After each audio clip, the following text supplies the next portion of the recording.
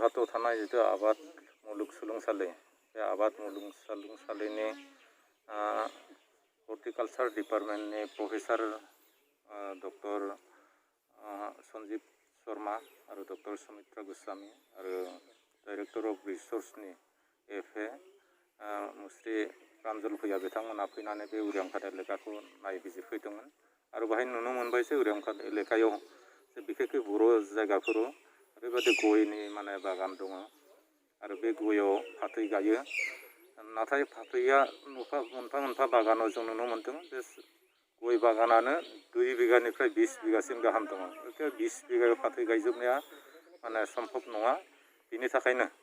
जे बिथांमोनजों आं गावनो बर' कसारि वेलफेयार अट'नमास काउन्सिलनि सासे मावफुं सोद्रोमा हिसाबै इउनिभारसिटिजों लोब्बा लाखिनानै जगाजग खालामनानै आं बेखौ रायलायदों जे जालुकनि जितु गलमरिच होननाबो बुंनाय जायो बिनि आबाद मावनो थाखाय दा बिथांमोना 25 हेक्टर हायाव बे ओनसोलाव जालुकनि आबाद मावनो थाखाय बिथांमोना जोंनो माने खाबु होनो नागिरदों आरो दा समाव बिथांमोना 3,000निबो बांसिन बिनि फुलिखौ हरबाय आरो बिथांमोना लासैनो हरबाय थागोन आरो बेनि लोगोसे जों सानदों माने जालुकनि जितु गलमरिचनि आबाद बेयाव बारा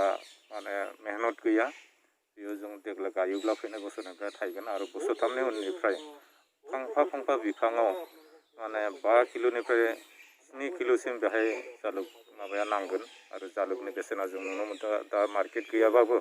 आथिखालावनो गोथाङैबो 80 राङै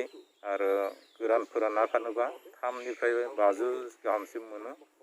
जों रायजो राजाखौ खावलायदों जे बे आबादनि गेजेरजों जोङो जिहेतु बे आबादारिजों जोंनि मानसिफोरा बेजोंनो जोङो जोंनि न'खरफोरखौ जौगाहोनायनि बेलायाव रांखान्थि जों बुथुमनायनि बेलायाव जोङो मोनसे खाबु मोनगोन आरो बिनि थाखाय दिनै जोङो बे ओनसोलनि सासे माने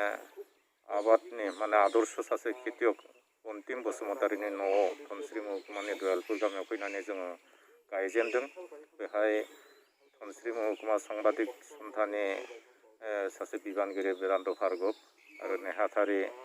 तुलसी चुटिया जोंनि जिल्ला एबसुनि बोसोनगिरि सन्जीब बसुमतारी धनस्री जिल्ला बर' थुनलाइ आफादनि नेहाथारि बिनन्द बड'साखौ लानानै आबसु बर' साहित्य सभा आरो गुबुन दैदेनगिरि बिथांमोनाबो बाहागो लादोंमोन आरो जों दिनै बेखौ जागायबाय। आं मिजिंथिदों जे बिनि थाखाय जोंनि बे ओनसोला बे जालुक आबादनि गेजेरजों गय आबादनि गेजेरजों जों जथेस्थ'खिनि न'खरखौ जौगाहोनायाव जोङो खाबु लानो हागोन।